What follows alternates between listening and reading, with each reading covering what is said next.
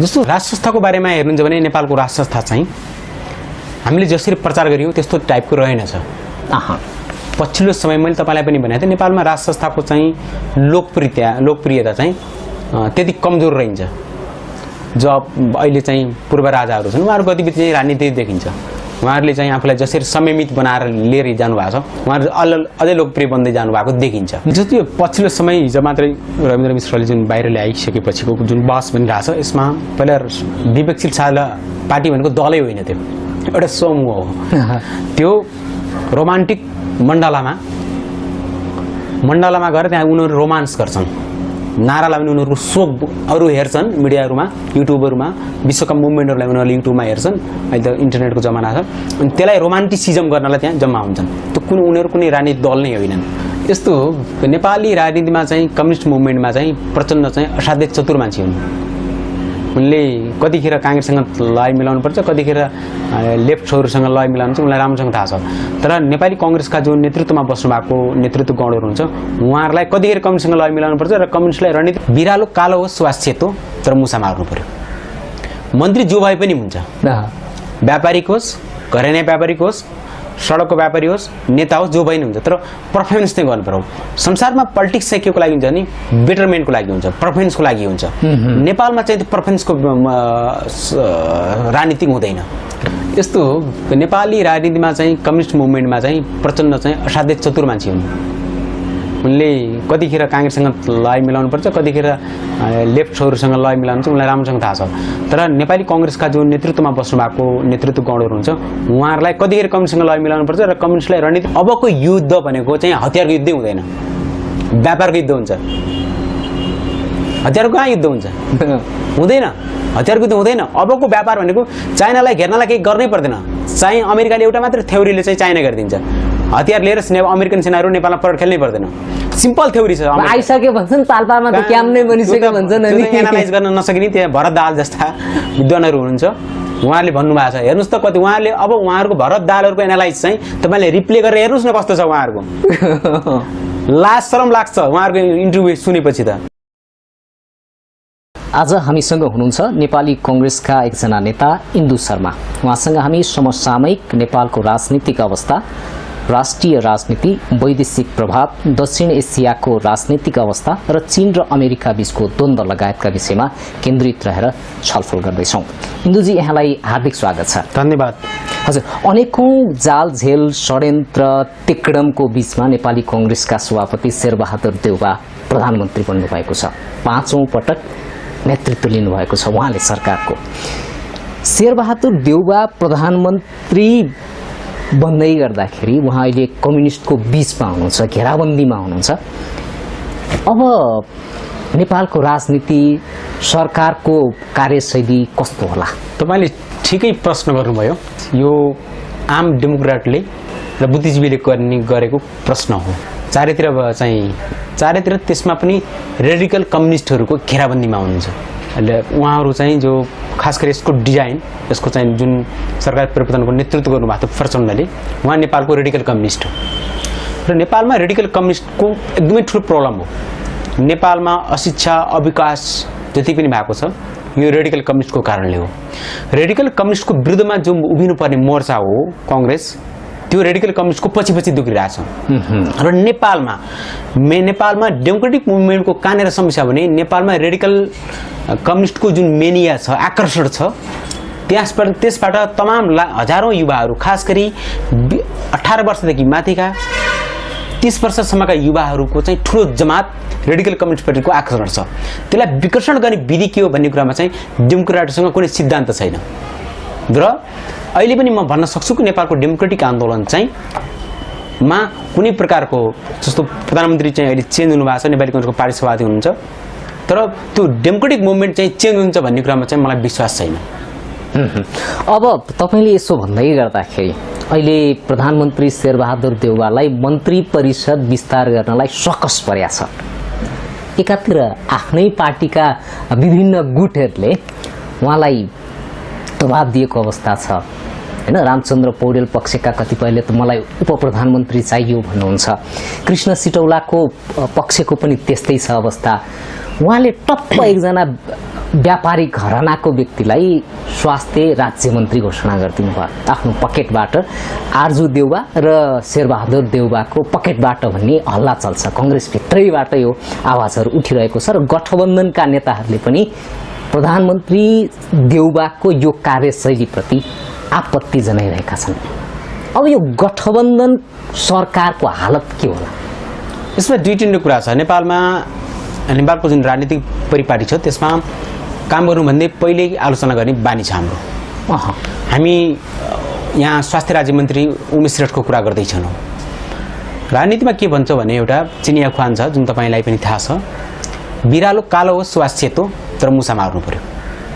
मन्त्री जो भए पनि हुन्छ, व्यापारिक होस्, घरेना व्यापारिक होस्, सडकको व्यापारी होस्, नेता होस्, जो भए नि हुन्छ, तर पर्फर्मेन्स चाहिँ गर्नु पर्यो। संसारमा पोलिटिक्स चाहिँ के को लागि हुन्छ नि? बेटरमेन्टको लागि हुन्छ, पर्फर्मेन्सको लागि हुन्छ। नेपालमा चाहिँ त्यो पर्फर्मेन्सको राजनीति हुँदैन, राम्रो गर्नको लागि राजनीति भएको छैन। त्यो हुनाले अघिल्लो जस्तो अहिले प्रधानमन्त्रीज्यू पाँचौँ पटक बन्दै गर्दाखेरि उहाँको सुरुको इनिङ चाहिँ बेटर थियो। उहाँले हामीले चाहिँ हाम्रो सर्कलमा हामीले टेलिफोन मार्फत चाहिँ प्रधानमन्त्रीज्यूको चाहिँ सचिवालय कस्तो बन्दैछ भनेर प्रत्यक्ष अप्रत्यक्ष हामीले जुन गरिरहेका छौँ, इन्ट्रेक्सन गरिरहेका छौँ। उहाँ पहिलाभन्दा बदलिनु खोजेको र नेपालमा वास्तविक चेन्जको महसुस गराउनुपर्छ र भएन भने हामी 1.5 वर्षपछि अलोकप्रिय बन्यौँ भने फेरि नेपालमा रेडिकल कम्युनिस्टहरूको फेरि बिगी भएर सत्तामा जाने सम्भावना उत्तिकै छ नेपालमा। त्यो कारणले पनि उहाँ अलि पहिलाभन्दा अघिल्ला प्रधानमन्त्री कार्यकालभन्दा उहाँ अलि बढी गम्भीर बनेको जस्तो महसुस हुन्छ। त्यो बिचमा के भइदियो त भने तपाईँलाई म फेरि जोड्न चाहन्छु, पोखरामा बाटोमा दौरा सुरुवाल मन्त्री हुन हिँडेको, दौरा सुरुवाल सिलाएर हिँडेको मान्छे दुलेगौडामा जाँदाखेरि मन्त्री चाहिँ बन्न पाउनुहुन्न। त्यहाँ गम्भीर प्रकृतिको समस्या देखाइएको छ। एकजना नव धनाढ्य व्यक्तिलाई मन्त्री बनाइयो र एउटा कर्मठ लामो समयदेखि बिपीको स्कुलिङबाट हुर्केको मान्छेलाई मन्त्री बनाइएन भन्ने कुरा मिडियामा आएको छ र त्यसकै भोलिपल्ट वा पर्सिपल्ट चाहिँ राज्य मन्त्रीलाई नियुक्ति गरिएको छ। त्यसमा चाहिँ आम कार्यकर्ताहरूको बिचमा पनि त्यो आलोचनाको विषय बनेको छ। नेपालका सबै पत्रपत्रिकामा आलोचना विषय छ। तर यो आलोचनाको विषय के भने महत्त्वपूर्ण कुरा कोरोनाको विरुद्धको जुन मुभमेन्ट छ सरकारले गरेको त्यो प्रभावकारी छैन। यदि राज्य मन्त्रीज्यूले स्वास्थ्य राज्य मन्त्रीले चाहिँ राम्रो पर्फर्मेन्स दिनुभयो भने त हामी त उहाँको प्रशंसा गर्छौँ न। हुनाले उहाँलाई काम गर्न दिनुपर्छ, घरानामा आउँदै राजनीति गर्न। यसभन्दा अगाडि पनि शेरबहादुर देउबाको छवि करिब धुमिल भएको अवस्था थियो। पाँचौँ पटक प्रधानमन्त्री बन्दै गर्दाखेरि यसभन्दा अगाडिको मन्त्रीमण्डल नि उहाँले इतिहासमै सबैभन्दा ठुलो जम्बो बनाएर गिनिज बुकमै नाम लेख्नु भएको त हो। अब शेरबहादुर देउबा प्रधानमन्त्री भएपछि नेपालको डेमोक्रेसी मजबुत भएको हो। त्यसको लागि त पहिला डेमोक्रेटिक मुभमेन्टको भन्ने बारेमा नेपालका डेमोक्रेटलाई राम्रोसँग थाहा छैन कस्तो प्रकारलाई डेमोक्रेटिक मुभमेन्ट भनिन्छ भन्ने। त्यो हुनाले त्यहाँ सैद्धान्तिक कुराको चाहिँ रोल गर्छ, सैद्धान्तिक कुराले रोल गर्छ। नेपालमा कुनै पनि डेमोक्रेटहरू छैनन्। डेमोक्रेटको के हो भन्ने मुभमेन्ट पनि थाहा छैन नेपालमा। त्यो कारणले चाहिँ हामी रेडिकल कम्युनिस्टको चाहिँ पिछलग्गु बनेका छौँ र नेपालको मेन प्रब्लम भनेको चाहिँ रेडिकल कम्युनिस्टबाट विङ्सबाट मिनियाबाट रेडिकल कम्युनिस्ट मिनियाबाट हामीले चाहिँ हजारौँ जनतालाई चाहिँ डेमोक्रेटिक मुभमेन्टमा लय मिलाउन चाहिँ कोसिस गर्नुपर्छ। त्यो भनेपछि त्यो चुनौतीपूर्ण छ, सङ्घर्ष धेरै एकदमै ठुलो छ र खास गरी 18 वर्षका युवादेखि 35 सम्मको युथहरू जो धेरै उच्च स्तरीय राजनीतिक चेतना राख्दैनन्, युनिभर्सिटीहरू उनले टेक्न पाउँदैनन्, त्यस्ता युथहरूलाई तपाईँले हेर्नु होला। माओवादी एमालेमा हेरेका युथहरू हेर्नुहोस् जो अहिले राष्ट्रिय राजनीतिमा छन्, उनीहरूको शैक्षिक योग्यतादेखि लिएर युनिभर्सिटी नटेकेका मान्छेहरूको जमात ठुलो छ। तर त्यसलाई चिर्ने को हो त भने त्यसलाई चिर्ने त युनिभर्सिटी पढेका युथहरू हो नि त। तर नेपाली कङ्ग्रेसमा पनि त्यो परिपाटीको हिसाबले हेर्नुहुन्छ भने नेपाली कङ्ग्रेसमा जो कङ्ग्रेसले ग्रुमिङ गर्न खोजेको छ जुन पुस्ता, त्यो पुस्ता पनि साह्रै राम्रो चाहिँ छैन। त्यो कारणले चाहिँ नेपालको डेमोक्रेटिक मुभमेन्टमा चाहिँ त्यति राम्रो चाहिँ सफलता हस्तान्तरण गर्नमा त काङ्ग्रेसको अभिगत देखिहाल्यो। 2-4 जना शिक्षित हुनुहुन्छ, त्यसभन्दा पछाडिका जुन युवा छन् उनीहरूलाई कसरी नेतृत्वमा ल्याउने, कसरी सक्षम बनाउने भन्ने मिसन न शेरबहादुर देउबाकोमा छ, न त रामचन्द्र पौडेलकोमा छ, न अन्य कुनै नेताहरूमा देखिन्छ हैन। अब यसो भन्दै गर्दाखेरि हामीले कुराकानी गर्दै गर्दाखेरि अहिले शेरबहादुर देउबालाई समर्थन कम्युनिस्टहरूले नै गरिरहेका छन्, उहाँ घेराबन्दीमा छन् भनेर हामीले कुराकानी गर्दै गर्दाखेरि प्रचण्डका धेरै कुराहरू बाहिर आउँछन्। केपी शर्मा ओलीलाई सत्ताबाट भाग्न बाध्य बनाउने समयमा पनि प्रचण्डले बरु राजतन्त्रै ठिक थियो, राजा हुँदाखेरि शान थियो, मान थियो, इमान थियो भनेर जुन एउटा उहाँले स्पिच दिनुभएको थियो, तपाईँले त्यो स्पिच पनि हेर्नुभयो होला। अस्ति भर्खर उहाँले माओवादीमा 49 जना नै मन्त्रीको दावेदार छन्, म तनावमा पनि, म मानसिक तनावमा गइसकेँ भन्ने जुन अभिव्यक्ति दिनुभयो नि, अब यी दुईटा अभिव्यक्तिलाई हेर्दाखेरि कसरी मूल्याङ्कन गर्ने? जस्तो राज संस्थाको बारेमा हेर्नुहुन्छ भने नेपालको राज संस्था चाहिँ हामीले जसरी प्रचार गर्यौँ त्यस्तो टाइपको रहेनछ। पछिल्लो समय मैले तपाईँलाई पनि भनेको थिएँ, नेपालमा राज संस्थाको चाहिँ लोकप्रियता चाहिँ त्यति कमजोर रहन्छ।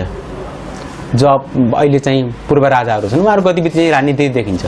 उहाँहरूले चाहिँ आफूलाई जसरी संयमित बनाएर लिएर जानुभएको छ, उहाँहरू अझै लोकप्रिय बन्दै जानुभएको देखिन्छ। कारण के त भने हामीले राम्रोसँग डेलिभरी दिन सकेका छैनौँ।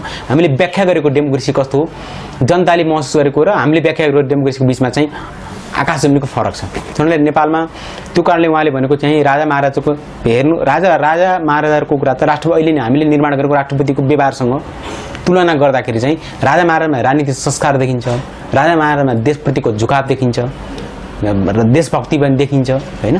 तर राजा महाराजा के थिए त भने हिजोको राजा महाराजाको पनि हेर्नुभयो भने ती राजा महाराजा हुन् जसले बिपी कोइराला जस्तो प्रतिभालाई काम गर्न नदिएर जेलको कठाघरामा उभिएको हो नि त। अब तीनै राजा हुन् जसले बिपी कोइराला मर्ने अवस्थामा पुग्दा जेलबाट निकालेर अमेरिकामा लगेर उपचार पढाउने गर्ने त राजा नै हुन् नि हुन्। त्यसमा होइन, बिपी कोइरालाले अब अहिले भर्खरै त्यो अन्तर्वार्ता सार्वजनिक भयो, पुरानो 40 वर्षभन्दा पुरानो, मैले हेरेँ। त्यसमा राज संस्थाको उहाँले खुलेरै प्रशंसा गर्नुभयो। मलाई राजतन्त्रले मृत्युदण्ड दिँदैछ, झुन्ड्याउँदैछ भन्ने थाहा पाउँदै बिपी कोइरालाले त राजतन्त्रको वकालत गर्नुभयो। त्यही राजतन्त्रलाई गिरिजा प्रसाद कोइरालाले लात हानेर सिद्ध्याउनु भयो, होइन र भने? हो। त्यसमा नेपालको राज संस्थाको बारेमा सबैभन्दा पहिला त अध्ययन अनुसन्धानै छैन।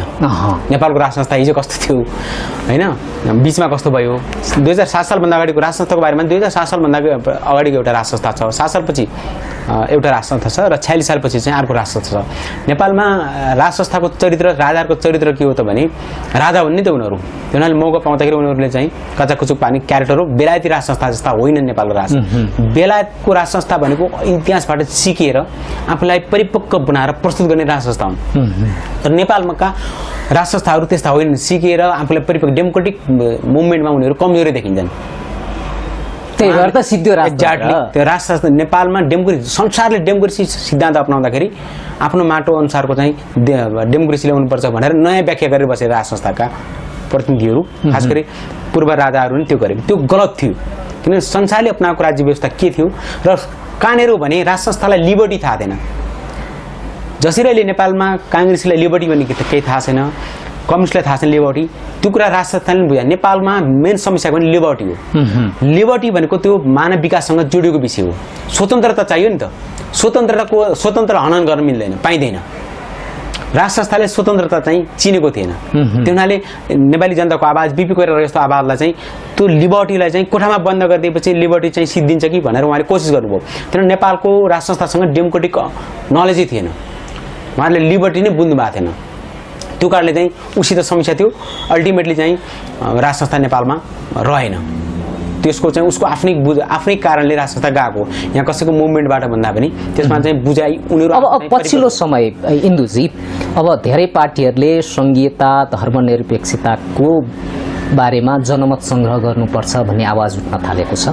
पछिल्लो समय साझा पार्टीका संयोजक अध्यक्ष रविन्द्र मिश्रले पनि अब संघीयता र धर्मनिरपेक्षताले देशलाई कंगाल बनायो लगायतका विभिन्न कुराहरू राख्दै अब संघीयता र धर्मनिरपेक्षताको बारेमा जनमत संग्रहमा जानु आवश्यक छ भन्ने अभिव्यक्ति दिनुभयो।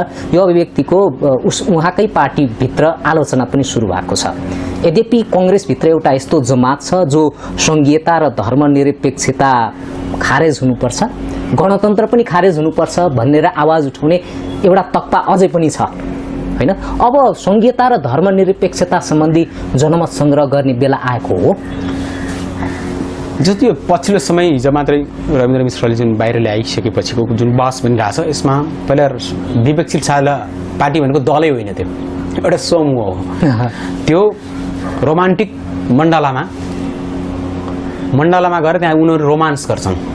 नारा लाउने उनीहरूको सोकहरू हेर्छन् मिडियाहरूमा युट्युबहरूमा विश्वका मुभमेन्टहरूलाई उनीहरूले युट्युबमा हेर्छन् अहिले त इन्टरनेटको जमाना छ अनि त्यसलाई रोमान्टिसिजम गर्नलाई त्यहाँ जम्मा हुन्छन् त्यो उनीहरू कुनै राजनीतिक दल नै होइनन् तर उनीहरूसँग राजनीतिक दल नभएपछि उनीहरूलाई राजनीतिक नेपालको राजनीति कहाँ जाँदैछ कसरी लाने भन्ने नै थाहा छैन उनीहरूलाई रविन्द्र मिश्र त्यसभित्र जर्नालिजम गरेर आएका हुन् जर्नालिजम गरेर आएका मान्छेहरू संसारभर नेता भएका छन् प्रधानमन्त्री भएका छन् दलका प्रमुखहरू भएको छन् स्वयं बोरिस जोन्सन बेलायतको प्रधानमन्त्री स्वयं जर्नालिस्ट हुन् इटालीको प्रधानमन्त्री जर्नालिस्ट हुन् होइन जर्नालिस्टहरूले पोलिटिक्स गर्ने नै हो मलेसियाका पूर्व प्रधानमन्त्री महावीर उनी पनि थिए तर उनी व्यावसायिक जसरी मैले उदाहरण दिएँ इटालीको र बेलायतको त्यस्तो होइनन् तर उनी पनि जर्नालिस्ट थिए जर्नालिस्टहरूले संसारमा चाहिँ जर्नालिस्टहरू त्यसपछि गएर बिजनेसम्यानहरू राजनीतिमा आउँछन् नै अमेरिकामा पनि जर्नालिस्टहरू पोलिटिक्समा आएका छन् देखिन्छ जर्नालिस्टले राजनीति गर्ने नै हो रविन्द्र मिश्रहरूलाई चाहिँ स्वागत छ यो किनभने जर्नालिजम गर्ने मान्छेलाई चाहिँ विकृति के हो कहाँ छ भन्ने कुरा राम्रोसँग थाहा हुन्छ किनभने उहाँहरूले चाहिँ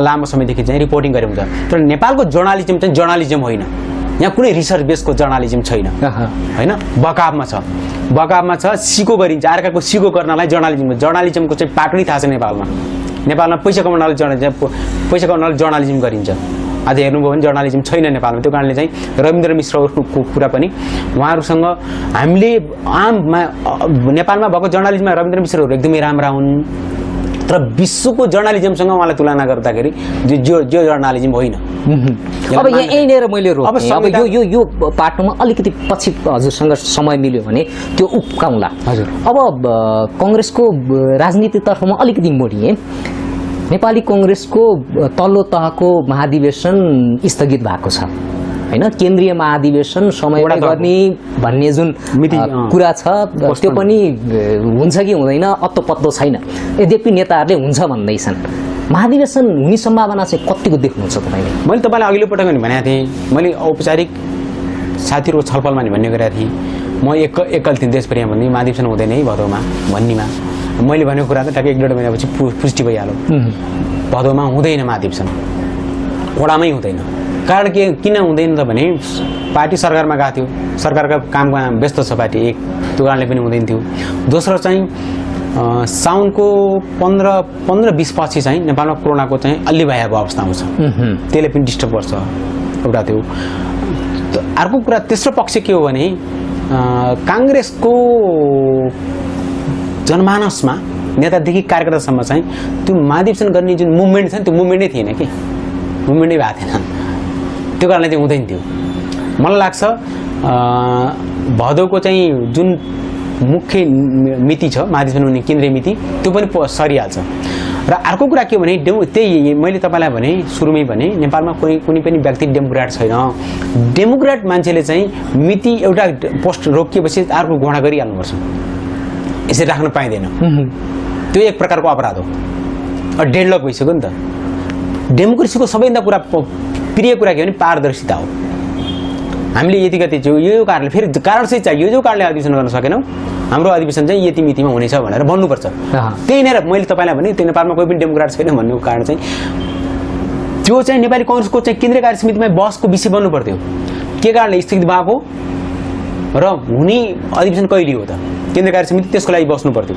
पदाधिकारीको बैठक त्यसमा केन्द्रित हुनु पर्थ्यो तर तपाईँ देखिराख्नु भएको छ म देखिरहेको छु नेपाली कङ्ग्रेसको केन्द्रीय कार्य समिति अथवा पदाधिकारीको बैठक यो विषयमा चाहिँ छिरेको छैन त्यो भनेको यो अनडेमोक्रेटिक प्रोसेस हो यो चाहिँ अब कङ्ग्रेस कम्युनिस्टको मोडलमा गयो भन्छन् कङ्ग्रेसभित्र प्रचण्ड पट छिर्यो भन्छन् अहिले महाधिवेशनमा अधिकांश नयाँ युवा छन् ती युवा पनि जय नेपाल भन्दाखेरि मुड्की उचालेर जय नेपाल भन्ने जत्ताहरू समूहहरू बढ्या छन् भन्छन् अनि तपाईँले भनेको त सत्य हो नेपाली कङ्ग्रेसले आफूलाई आफ्ना कार्यकर्तालाई सैद्धान्तिकरण गर्न सकेन नि त त्यो हुनाले उहाँहरूलाई के थाहा छैन कम्युनिस्टले गर्ने लाल श्रम र जय नेपालको बिचमा फरक यो भनेर सोध्नु भने महाधिवेशन प्रतिनिधि भन्नै सक्दैनन् नि किनभने संसारमा राजनीतिमा आकर्षण हुने भनेको युनिभर्सिटीमा पढ्ने विद्यार्थी नै हो नि यहाँ त ठेकदारहरू भयो नि त तपाईँले हेर्नु भएको छ ठेकदारहरू राजनीतिमा आकर्षण छन् ठेकदारहरूलाई विचार के थाहा न उनीहरू चाहिँ ठेकदार पनि पढेर ठेकदार भएका होइन नि त उनीहरू पेटी ठेकदार हुँदै हुँदै हुँदै टोले ठेकदार हुँदा हुँदै बाटो चिन्न थाल्यो होलान् सुरुमा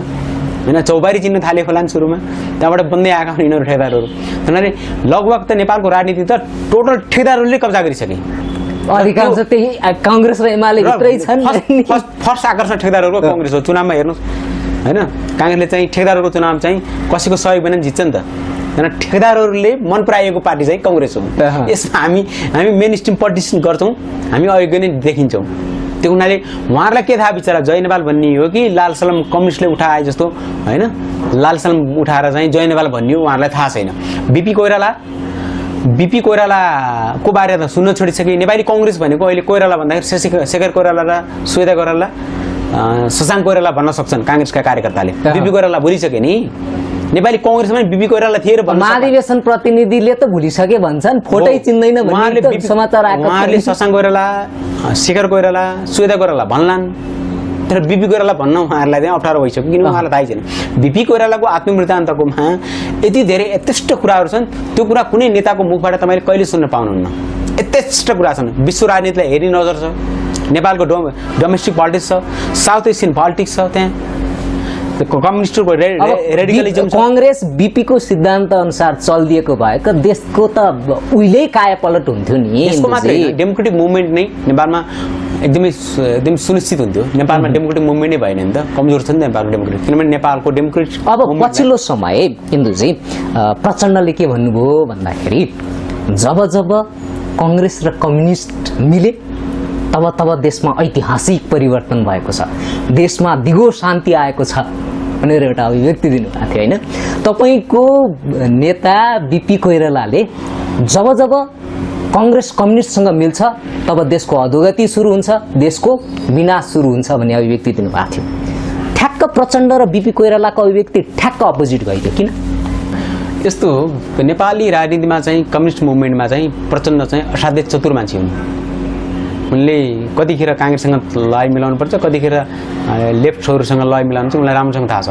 तर नेपाली काङ्ग्रेसका जो नेतृत्वमा बस्नुभएको नेतृत्व गणहरू हुन्छ उहाँहरूलाई कतिखेर कम्युनिस्टसँग लय मिलाउनुपर्छ र कम्युनिस्टलाई रणनीतिले चतुर मान्छेहरूमा चाहिँ प्रचण्ड चाहिँ नेपाली राजनीतिको चाहिँ एकदमै चतुर मान्छे खेलाडी देखिनुहुन्छ उहाँ। त्यो कारणले उहाँले अब उहाँको के हो भने उहाँमा पनि सैद्धान्तिक धेरै ठुलो चाहिँ समस्या देखिन्छ।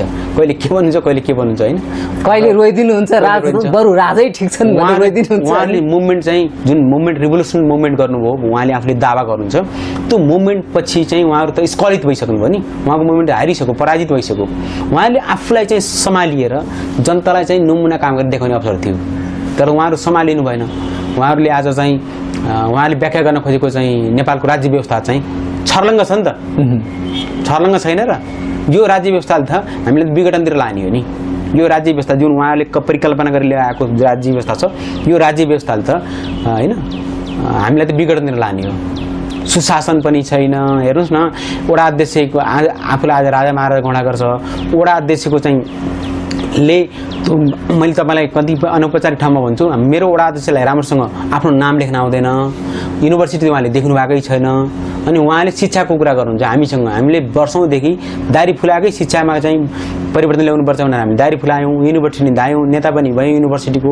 तर उहाँहरूको दम कस्तो छन्, वडा अध्यक्ष दम पनि सबै मैले जाने छु भन्नुहुन्छ। बिचरा वडा अध्यक्षले आफ्नो नाम लेख्न जान्नुहुन्न, उहाँले के जान्नुहुन्छ नेपालको शिक्षाको बारेमा, के थाहा छ उहाँहरूलाई, विकास के हो के थाहा छ उहाँहरूलाई? उहाँले नै हामी आमूल परिवर्तन गर्छौँ भन्छन् नि। हेर्नुभयो नि त 30 वर्ष नेपाली काङ्ग्रेस र एमालेहरूले 46 सालपछि शासन व्यवस्थामा लिएर आएको चाहिँ 30 वर्षलाई तपाईँले मूल्याङ्कन गर्नुहोस् न त, तपाईँ कहाँनिर सन्तुष्ट हुने बात छ त? कसरी सन्तुष्ट हुनु? यो 47 सालपछि आजसम्म 31 वर्षको अवधिमा 28 चोटि त सरकारै परिवर्तन भयो। अनि मन्त्री हेर्नुहोस्, बाटोमा हिँड्दाखेरि ठोकिन्छन् मन्त्रीहरू, यति धेरै मन्त्रीहरू भए, यति धेरै वडा अध्यक्षहरू छन्, यति धेरै मेयरहरू छन्, उपमेयर छन्। यस्तो टाइपको मोडलले त संसारमा कहीँ पनि हामी पुग्दैनौँ, चेन्जै हुँदैन। र यो अल्टिमेटली चाहिँ यो व्यवस्था नै रहला जस्तो मलाई लाग्दैन। भनेपछि राजतन्त्र आउँछ भन्नु खोज्नु? राजसंस्था होइन, राजसंस्थाको बारेमा पब्लिकले चाहिँ जे सोचिरहेको छन् उनीहरू भनेपछि जनमत सङ्ग्रह भयो भने गणतन्त्र ढल्ने सम्भावना देख्नुहुन्छ? जनमत सङ्ग्रह गर्दा त नेपालको राजसंस्थाको चाहिँ अलोकप्रियता चाहिँ देखिन्न अहिले पछिल्लो आवरमा। हामी सत्य बोल्नुपर्छ। राजा महाराजाहरूको चाहिँ पूर्व ज्ञानेन्द्रको लोकप्रियता आम नेपाली नेताहरूको भन्दा माथिल्लो लेभलमा देखिन्छ। त्यो त सडकमा देख्दाखेरि, पसलतिर देख्दाखेरि, चिया पसलमा दोकानतिर देख्दाखेरि यी नेताहरूभन्दा राजा नै धेरै हजारौँ गुणा ठिक छ। उहाँको व्यवहार हेर्नुहोस् न, उहाँको चाहिँ कार्यशैली। अब हामीले पञ्चायत सालको कार्यशैलीलाई मूल्याङ्कन गर्न थाल्यौँ भने त पञ्चायतले लिबर्टी चाहिँ मारेको थियो कि मैले सुरुमै भने तपाईँलाई लिबर्टी मारेको कारणले चाहिँ पञ्चायत व्यवस्था गएको आफूलाई चाहिँ लिबर्टीसँग चिनेन र जस्तो राजा ज्ञानेन्द्रले पनि लिबर्टीको बुलान जस्तो मलाई लाग्दैन पूर्व राजा ज्ञानेन्द्रले पनि लिबर्टी बारेमा उहाँहरू चाहिँ अहिले पनि सङ्कुचित हुनुहुन्छ जनताको लिबर्टीसँग चाहिँ न दलले न राजाले चाहिँ गर्न हुँदैन खेलाची गर्न हुँदैन खेलवाड गर्न हुँदैन आज लिबर्टी अमेरिका भनेको लिबर्टी धनी भएको देश हो अमेरिकाको विकास भनेको लिबर्टी हो त्यहाँ हेर्नुहुन्छ भने चाहिँ सरकारले गरेको होइन संसारभरका 700 जना व्यापारीमा चाहिँ 500 जना अमेरिका किन बस्नु पर्थ्यो त्यहाँ लिबर्टी खोज्दै गएको व्यापारीहरू लिबर्टीले त्यहाँको युनिभर्सिटीहरू चाहिँ लिबर्टीले स्थापना गरे हो लिबर्टीको चाहिँ इम्पोर्टेन्स चाहिँ साउथ एसियामै छैन तपाईँले त्यो कर्टेल लिबर्टी भनौँ न एक प्रकारको चाहिँ आंशिक लिबर्टी चाहिँ छ नेपालमा इन्डियामा चाहिँ लिबर्टी कम भएको देश हो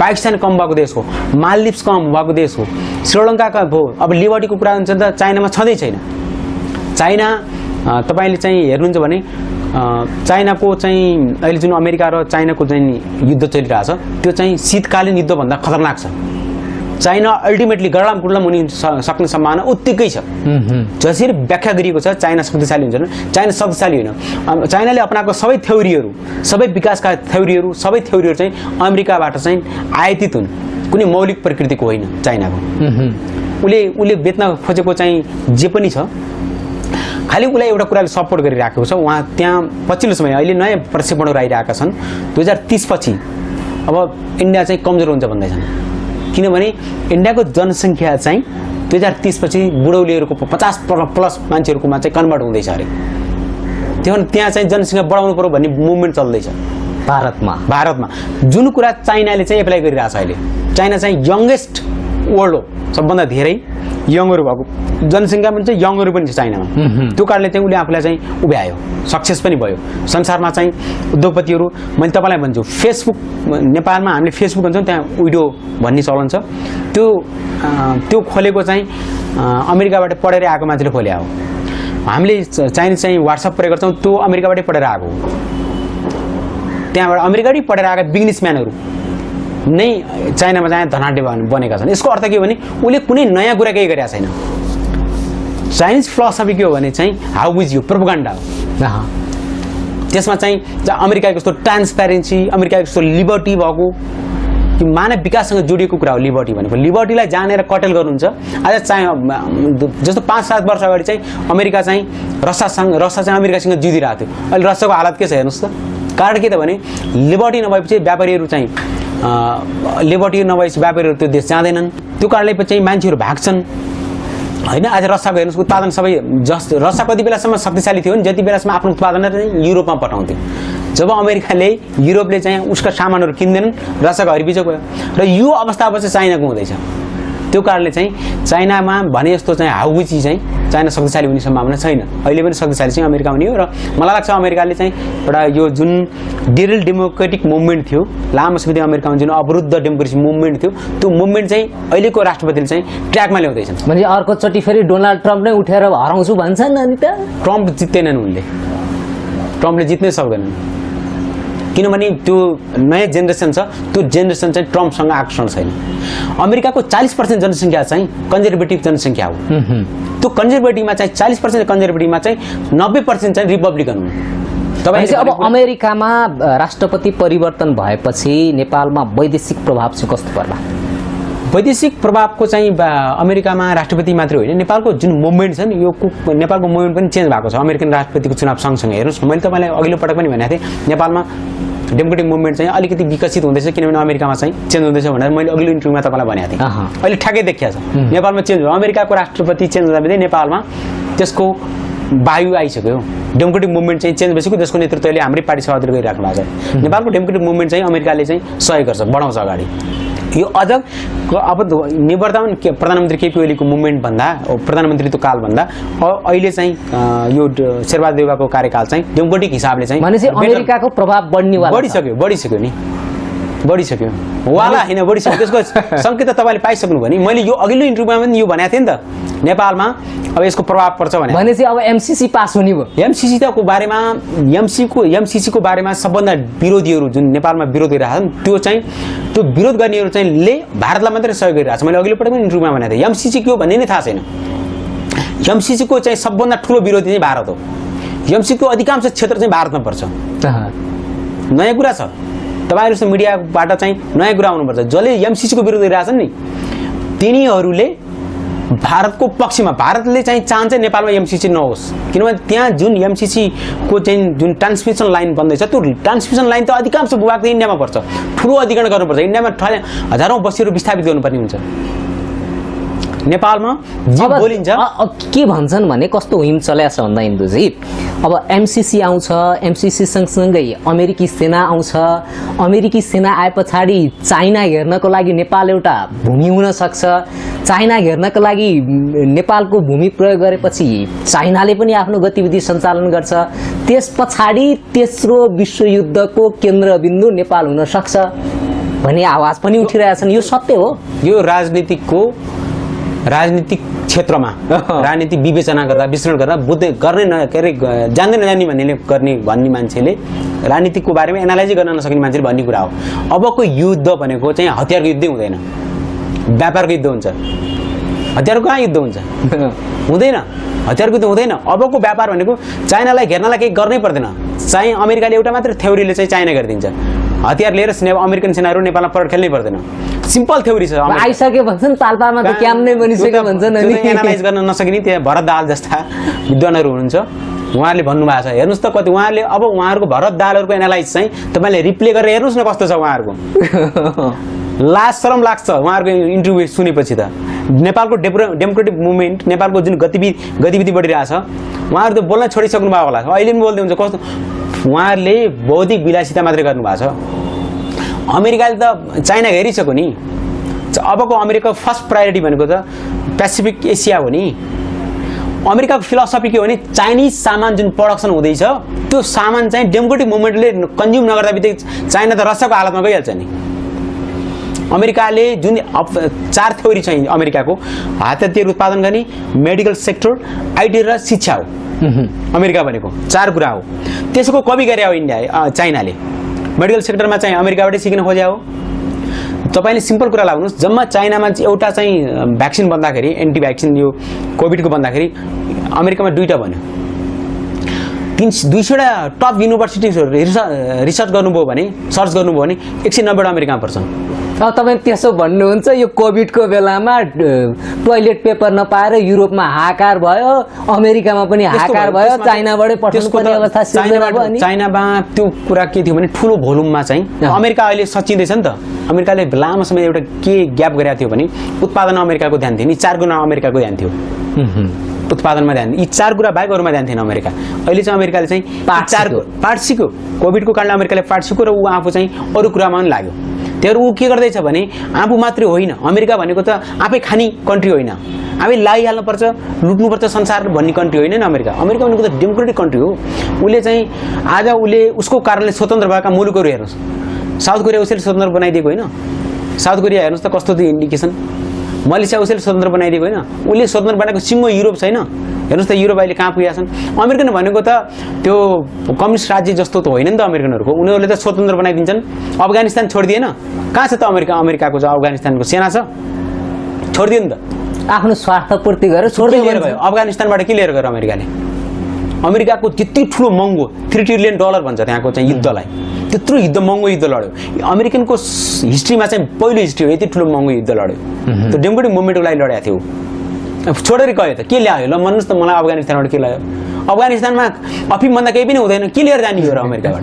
अफिम पनि त होला नि अमेरिका लर अनि आफ्नो जनतालाई खुवाउँछ त अमेरिकाले अब यही कोभिडकै मामिलामा चाहिँ त्यहाँका नागरिकले सुई लाउन नमानेपछि गाँजा 1 पप गाँजा खुवाएर कोरोना सुई खोप्नुपर्ने अवस्था मैले तपाईलाई भने त त्यहाँको टोटल जनसङ्ख्यामा 40% त कन्जर्भेटिभ जनसङ्ख्या छ अमेरिकामा त्यो कारणले चाहिँ उनीहरूले खोप सम्बन्धी चाहिँ आफ्नो विश्वास जुन छ उनीहरू ट्रेडिसनल विश्वासमै विश्वास गर्छन् खोप लाउनु हुन्न भन्छन् त्यसलाई प्रमोसन गर्नलाई जनताको पहिलो चोइस के हो त भने अमेरिका बुझ्छ नि त त्यही भएर गाँजा खुवायो उसले यसमा के नयाँ कुरा छ जनताको जुन मनोविज्ञान छ नि त्यसलाई बुझ्ने हो नि त अमेरिका भनेको त यहाँ जस्तो लट्ठी हानेर लकट्ने होइन नि त यहाँ त तपाईँले बोल्न थाल्नु भने तपाईँलाई कुटपिट हुन्छ यहाँ त लिबर्टी छैन तपाईँलाई सुरुमा भने लिबर्टी नभएको कन्ट्री हो नि त नेपाल त अमेरिकामा त लिबर्टी छैन जनताले भनेको कुरालाई चाहिँ यदि भ्याक्सिन लाग्दैन भने त उनीहरूले चाहिँ गाँजै खुवाइहाल्छन् नि गाँजाले त असर गर्दैन नि त त्यो कुरा त उनीहरूले राम्रोसँग उनीहरू ल्याबमा टेस्ट गरिरहेका छन् गाँजाको असरहरू होइन अमेरिका भनेको त्यो सिम्पल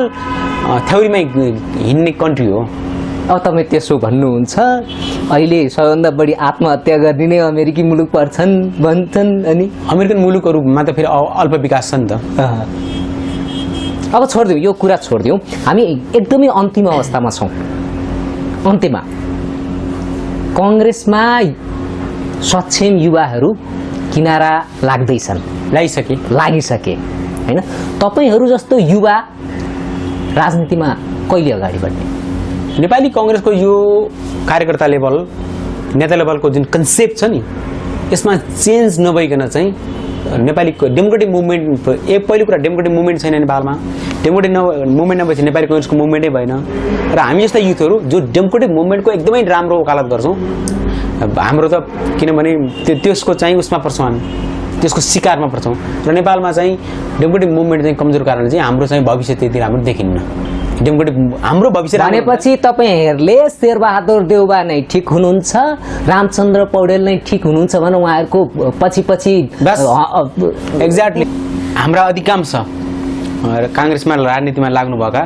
25+ का 30+ का युथहरू चाहिँ लगभग 2 किता 3 कितामा विभाजित हुनुहुन्छ उहाँहरूलाई अहिले खास गरी 62-63 मुभमेन्ट पछि चाहिँ जुन वात्तै राजनीतिमा चाहिँ आकर्षण बढेर आयो त्यसमा अधिकांश युथहरू छन् र ती युथहरू चाहिँ सिद्धान्तका कुरा जान्दैनन् उनीहरू चाहिँ ठेकापट्टाको कुरा जान्दछन् व्यापार व्यवसायको कुरा जान्दछन् त्यो कारणले पनि कुन मान्छे चाहिँ सत्तामा आउँदैछ मान्छे कुन नेताको चाहिँ गुट बोलियो छ त्यो गुटमा लाग्दाखेरि आफ्नो व्यापार पनि चम्कने आफ्नो चाहिँ राजनीति पनि चम्कने भनेर सबै त्यसमा विभक्त छन् कुनै युथहरूले निर्भीकतापूर्वक स्वतन्त्रपूर्वक नेताको नकारात्मक पक्षलाई चाहिँ भन्न सक्ने मञ्चहरूमा भन्न सक्ने मान्छे नै छैन त्यसैले चाहिँ कङ्ग्रेसमा यो फेरि कङ्ग्रेसमा मात्रै कुरा होइन नेपालको राजनीतिक दलकै कुरा हेर्नुहोस् न युथहरूमा चाहिँ सबै दलहरूमा चाहिँ कहाँ निर्णायक छन् त युथहरू नेकपा माओवादीको कुरा गर्नुहोस् एमालेमा हेर्नुहोस् युथहरू कहाँ निर्णायक छन् त सबै बुढाहरू त निर्णायक छन् र यही कारणले त नेपालको डेमोक्रेटिक मुभमेन्ट चाहिँ कमजोर भयो अब यो सबै पार्टीभित्रका युवाहरू एकै ठाउँमा गोलबन्द हुने सम्भावना चाहिँ छैन उहाँहरू कोही पनि सैद्धान्तिक हुनुहुन्न त्यसलाई गोलबन्द त सिद्धान्तले व्याख्याले गर्ने हो नि त त्यो सम्भावना छैन अब त सिद्धान्त भएका युवालाई माथि आउनै दिँदैनन् न त शेरबहादुर देउवाले आउनु दिन्छ न त रामचन्द्र पौडेलले आउनु दिन्छ न त केपी शर्मा ओली प्रचण्डले आउनु दिन्छ इभन तपाईले कमल थापा पनि नछोडाउनुस् न कमल थापाले आउनु दिन्छ भनेपछि अब काङ्ग्रेसभित्र त्यही व्यापारिक समूह त्यही यसो रुमाल हल्लाउने समूह पछाडि शेरबहादुर देउवा एकदम ठिक हुनुहुन्छ भनेर हुइम सिर्जना गर्ने समूह यस्ता नै अगाडि बढ्ने किन उहाँहरूकै भविष्य देखिन्छ त्यही भएर त नेपालको डेमोक्रेटिक मुभमेन्टको चाहिँ मेरो चिन्ता मेरो कन्सर्न केमा हो भने डेमोक्रेटिक मुभमेन्ट कमजोर भयो भन्नुको कारणै त्यो परिवेश त मैले झेलिरहेको छु नि मैले बोकिरहेको छु नि त्यो कारणले त हामी पछाडि रोमा छौँ र जनताले पनि मैले तपाईँलाई फेरि पनि